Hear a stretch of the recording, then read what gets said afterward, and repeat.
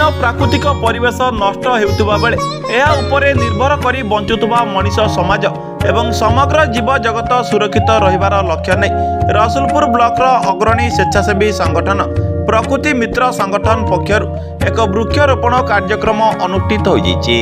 अनुष्ठान सभापति सदानंद मल्लिक नेतृत्व में आज बड़ कईंची पंचायत नाउपाल मठसाई स्थित पुरातन नारायण मंदिर एवं शिव मंदिर परिसर में नड़िया बौल गुआ देवदारू चाखुंडा जामु प्रभृति 70 ऊर्ध्व चारा रोपण करने सहित तार सुरक्षा व्यवस्था करथिले। एही स्वेच्छासेवी अनुष्ठान 2007 मसीह ब्लॉक अंचल युवक मानकु नेई गठन होइतिबा बेले युव गोष्ठी माने ब्लॉक तथा बाहर अंचल मानकरे विभिन्न जन कल्याणकारी कार्य नियोजित होई बेस लोकप्रियता हासिल करि पारिचंती।